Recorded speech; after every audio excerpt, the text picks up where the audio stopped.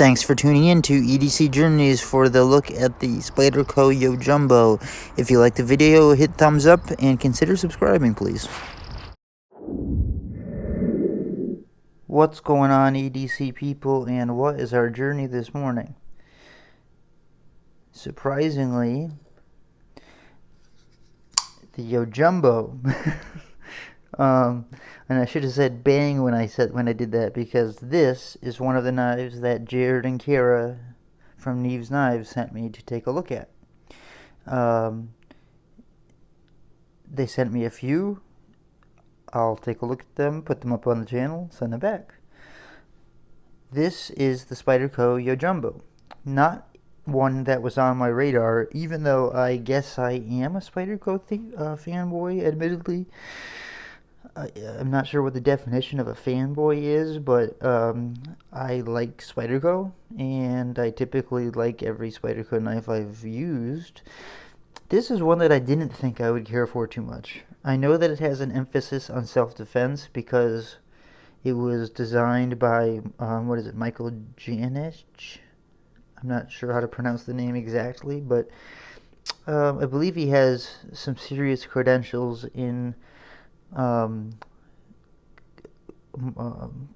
combat with, what am I trying to say, Bob? Martial arts and weaponry.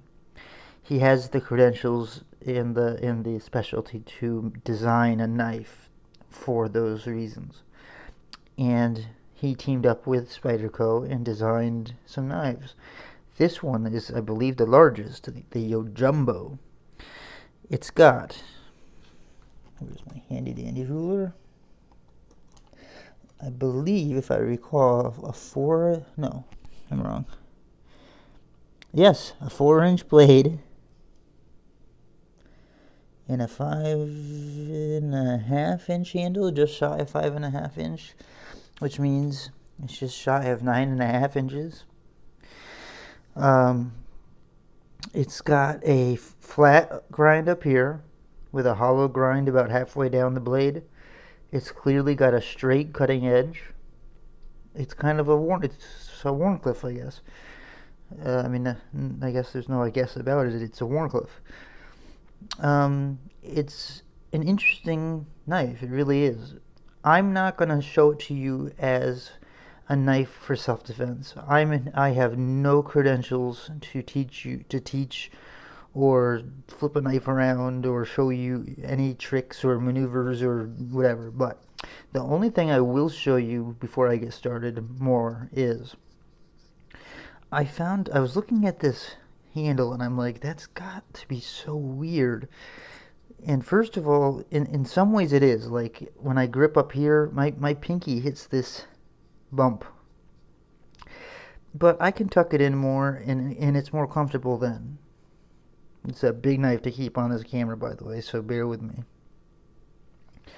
But I also found that like you could go back into this low back, further position and get such long reach. If you ever had to do any hacking or slashing, that's about the extent of the combat knowledge I have of this knife. Now, let's look at some comparisons. And of course, I'm going to compare them to other SPYDERCOs. And other non-SPYDERCOs too, why not? Here is the SPYDERCO Resilience, I believe it is. You can see that's a fairly good comparison. The handle and blade length are about the same. Clearly the Yojumbo is taller in the blade.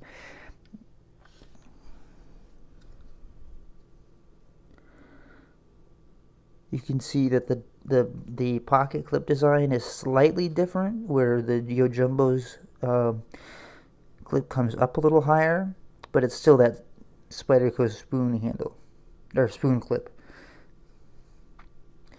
The G10 on the Yojumbo is very tracky. Try to listen to this. I'm not sure if the microphone will pick it up.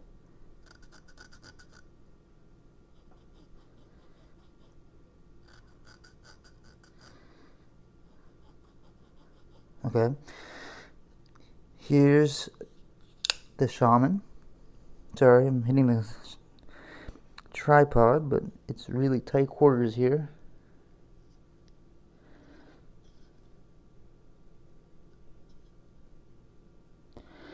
And against the shaman, you can see the handle is fairly similar in length. Nowhere else in similarities. This is smooth G10. This is the opposite. The blade is shorter than the Yojumbo. This is a full flat grind, where this is a partial hollow grind, I guess. And obviously, clearly, neither of those are Wharncliffes. The only Wharncliffes I have are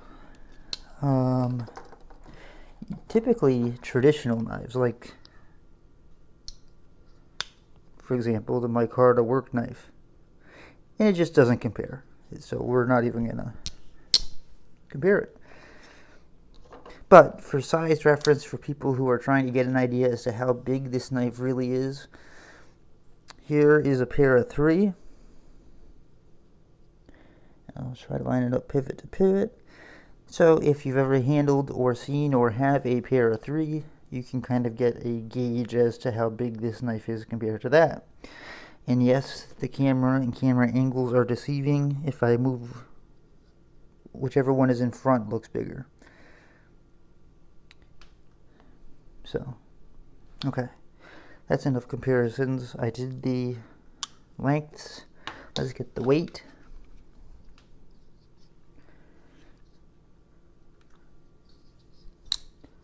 I guess we'll start with grams.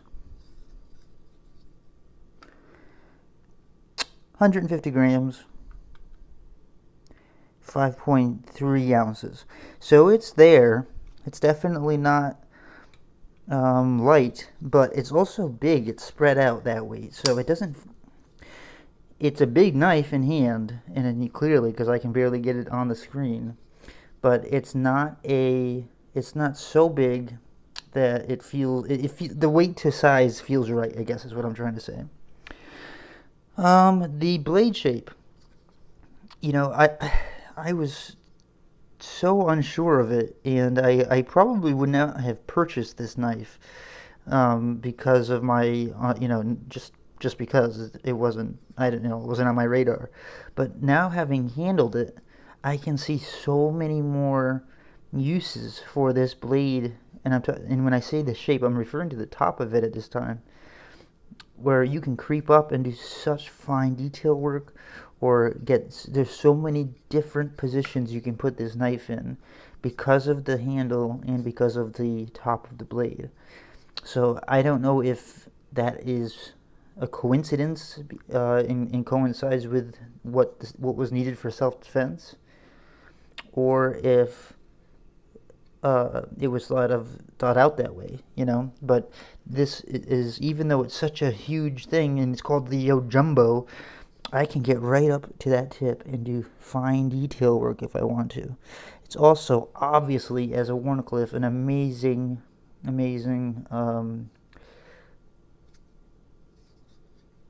totally lost my train of thought.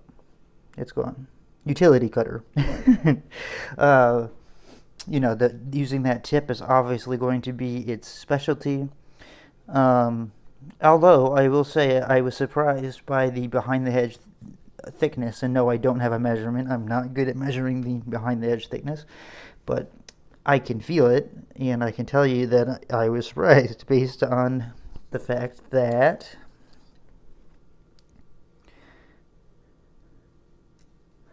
well, first of all, while we're in inches, it's 0.46, almost, well, it's round up to 0.47 inches on the handle.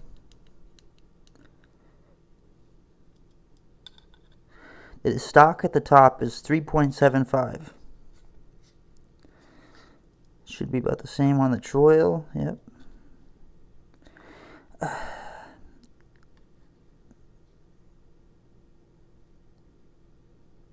I mean, I'm measuring 0.73. I don't know if that is really true or not. I'm gonna have to take a class on how to measure behind the edge, but anyways, throughout this video, hopefully I will stick in some overlays or inserts or whatever when I edit the video of me cutting down some cardboard, showing you the use of the knife, just to give you something to look at more than this. But I really want to show you the G10, the texture of the G10. In order to do that, I've already done the rub thing right here. We'll do that again just for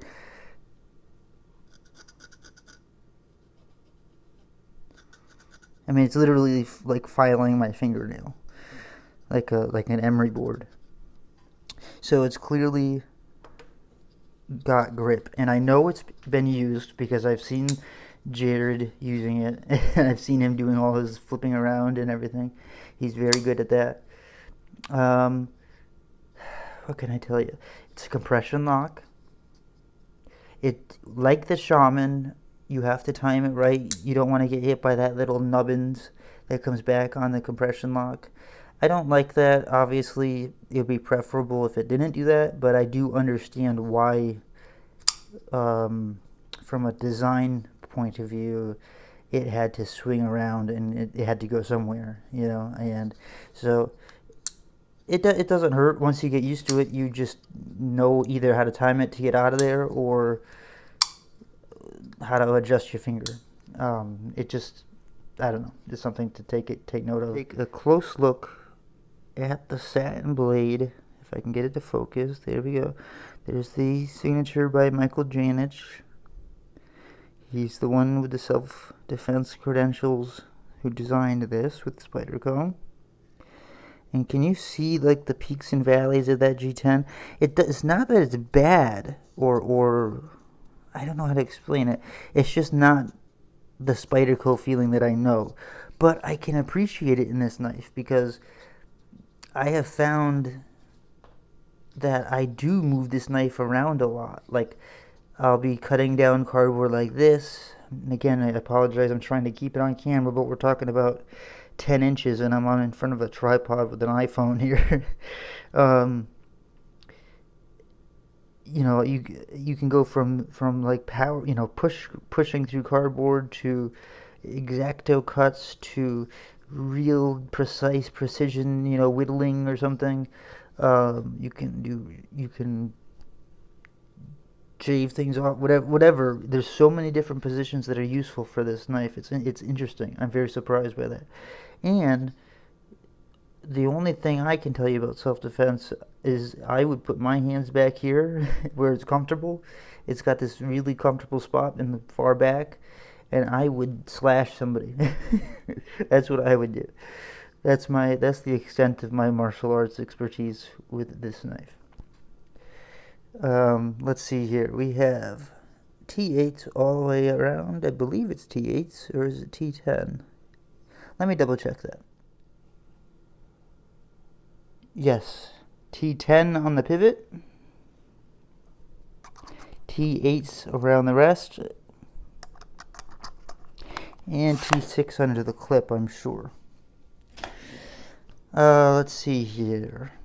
I did not mention that this is S30V, CPM S30V, which is fine, as typical for SPYDERCO base models, but I do like S30V, don't take me wrong. Nested liners. Let me see if I can show you.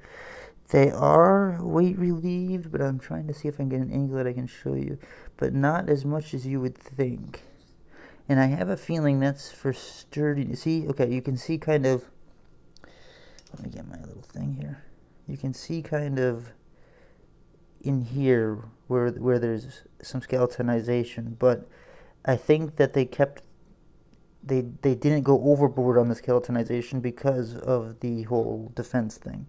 You know, this has to be able to maybe stop or parry another weapon. I'm not sure. I don't know.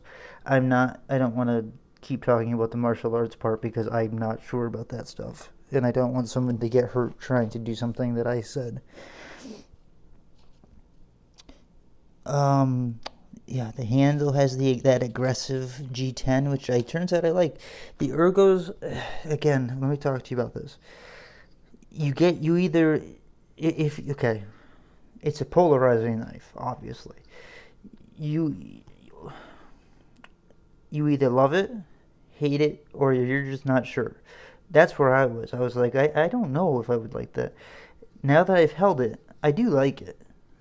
And in fact, I do like it. I like it, period. Um, but it takes getting used to. You know what I mean? Like, it's a different feel than other Spydercos, to me, anyways. It's very blade heavy. Although I say that, but the balance point is pretty much right there where it should be. Let me see if I can get you to see the stoppage system here. Work with me. Okay, so you see that little like indentation right there? That's where the compression bar goes, boop, and then it pops over. Clip. I think did we discuss it? I don't know. I'm losing my mind. It's a taller spoon clip from Spyderco, but it's still the spoon clip. In hand, I don't mind that spoon clip. There. I would feel it more, well, my biggest issue with the spoon clip is not so much ergos, especially on this particular knife, is just how much is sticking out of your pocket. I mean, this is a fairly sizable knife, and so, you know, to have that much sticking out of your pocket, maybe you need that to grab it and pull it out. I'm not sure, but I don't think I would want that much sticking out of my pocket, personally.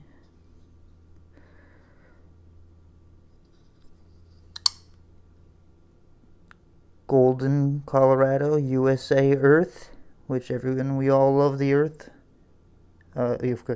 We all love the Earth, yeah. We all love how it says Earth.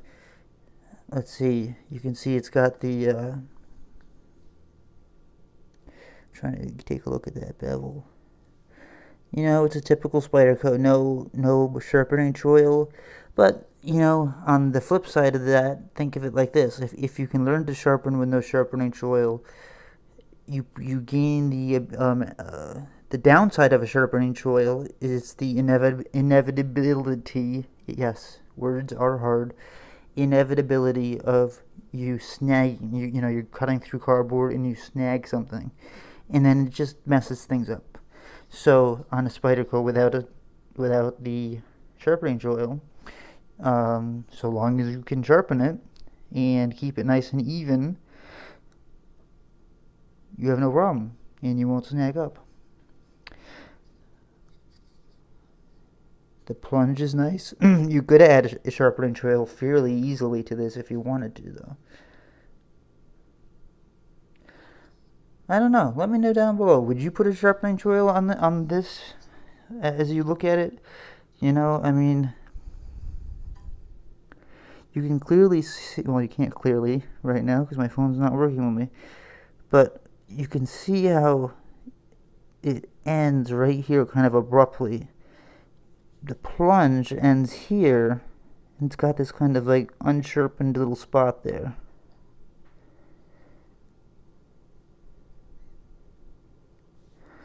But I think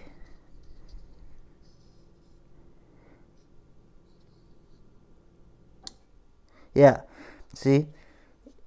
That unsharpened spot is very close to where your finger is on the compression lock, so you have to be careful about that. Adding a sharpening choil wouldn't wouldn't hurt you in this way, but it's just something to take note of, that it's right there, you know, like, so when you're playing around with the compression lock, like we all fidget with, or at least like I do, that if you don't get that timing down, that nubbins right there is gonna hit your finger, just like the Shaman, like I mentioned earlier. You just learn how to time it. you know, and you get your finger out of there and you're good. And it's still the amazing compression lock. Oh, let's see here. You know, in pocket, I would certainly, if you're going to use the clip and you're going to maintain the side that clip is on, I would do two things, personally. I probably would change the clip. Probably. And or I would certainly smooth out the space right underneath the clip ramp. Right, where's my little handy dandy pointer? Right there, that area there. I would, right under that platform, I would smooth that out a little bit.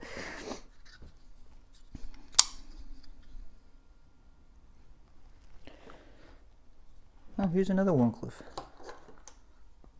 That's not a Spyderco. It's a Ganzo FH31. It's a kind of a practice sharpening knife for me, but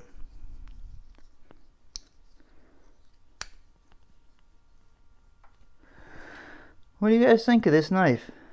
I was delightfully surprised by it, but it's weird looking. I mean, you can't get around that. It is weird looking.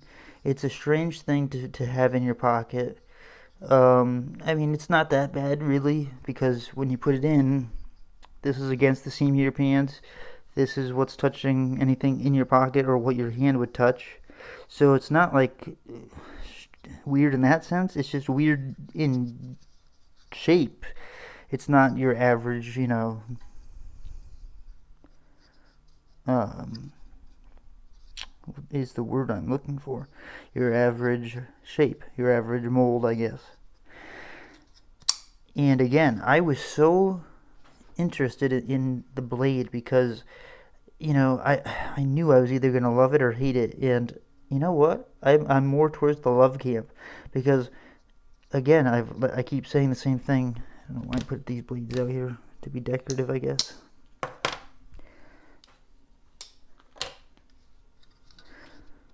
The fact that you can get right up on, I mean, you can just handle the blade and use it like almost like an X-Acto tip, or you can, you know, basically surgically do things if you wanted to pick something out. That tip comes down to a nice little tip. It still has that robust backup from that top of that spine, but it comes right down to a nice hollow ground tip. And it drops pretty radically. I mean, when I go in like this, that hollow, it's fairly well hollowed. Like, it thins out very quickly.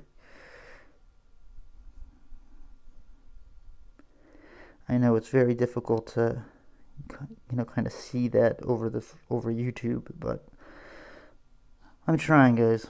I'm trying to show it to you.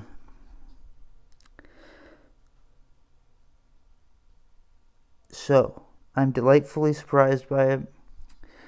I really didn't have this anywhere on my radar beforehand, despite, like I said, despite being a apparently Spyderco fanboy.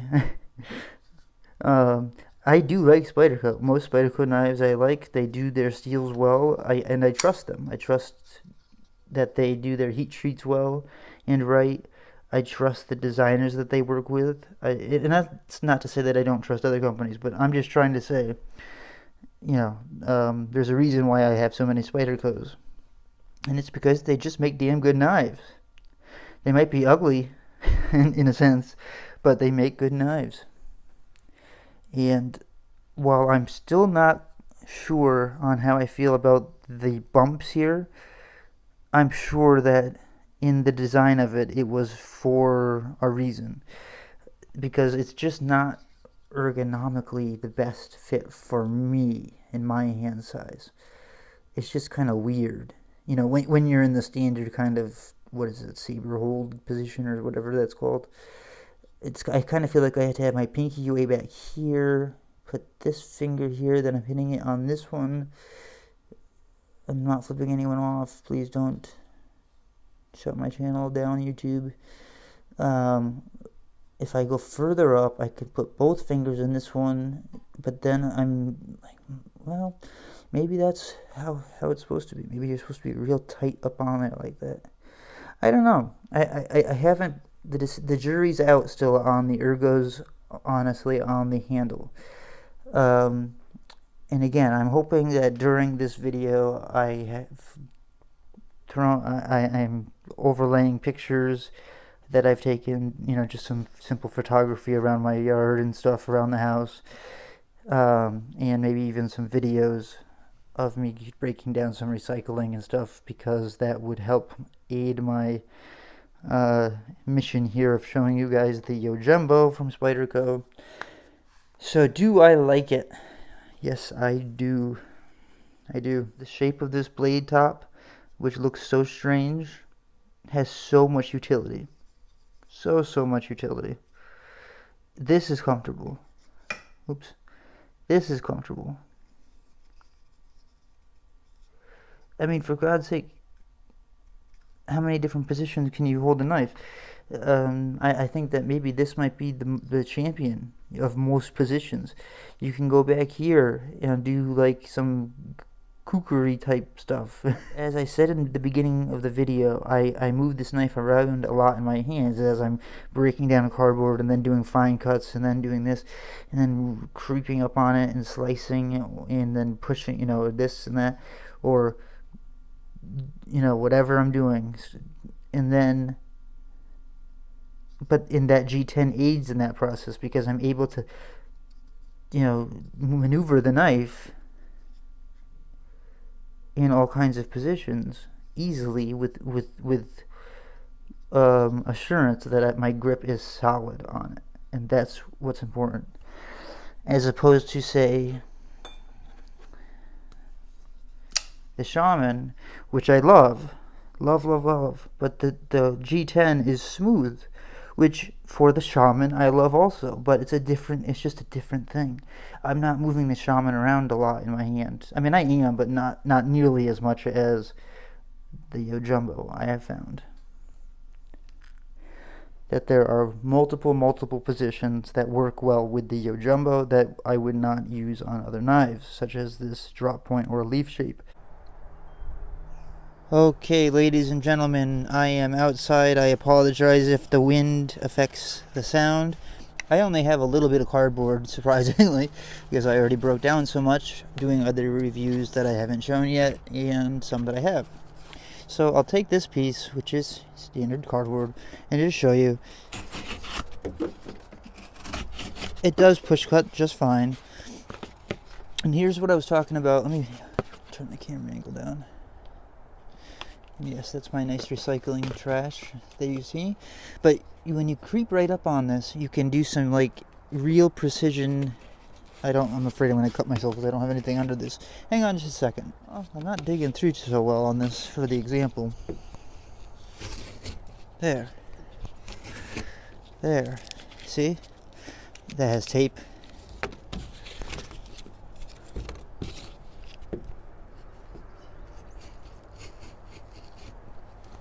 If you're doing arts and crafts or whatever, I don't know, you could cut things out.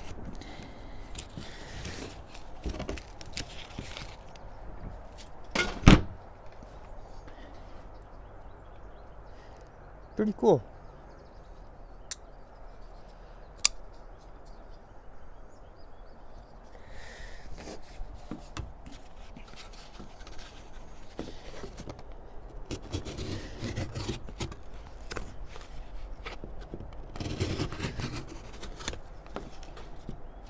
I don't usually cut cardboard this small to go in the recycling, but I'm struggling with coming up with enough cardboard to show you, so I'm just using these little pieces. You could see if I go with, quote unquote, with the grain. Not a problem at all. That hollow ground start and small behind the edge thickness, or slim, whatever, acute edge and sharpness, probably from Jerad, allows me to just very easily, and I can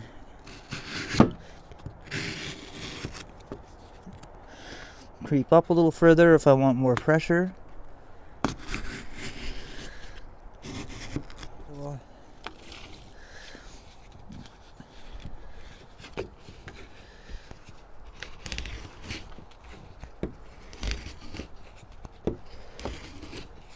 Okay, so you can see, and these are, I know that's just a simple arc, but I don't know what else to do. And I've got some smudgings on the blade, but I'll clean it off before I send it back. And in these instances, going through the different positions, you know, push cut, or hammer grip, saber grip, finger, whatever, that's where the G10 actually does come into play and makes it so easy. Now, if I go back into this, like, what I call kookery mode, I could...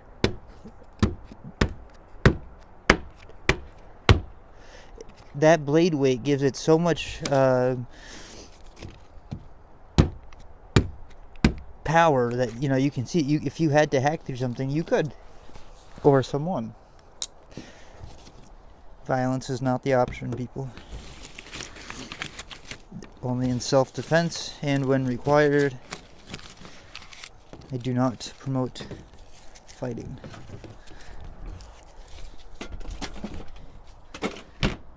And yes, it does work for wood and things like that. That hollow grind will work just fine. I could sit here and make this a spear point if I wanted or something. Obviously not this one, it's way too thick, but well, I could, but you know, and in this position back here where I call the kookery position, that's actually kind of a comfortable thing to do. Anyways, I don't want to dull up Jared's edge too much, but we all know he'll sharpen it right up when I send it back to him anyways, so it hardly matters. Hey, thanks for taking a look with me at the SPYDERCO Yojumbo. If you liked the video, hit the thumbs up button and please consider subscribing.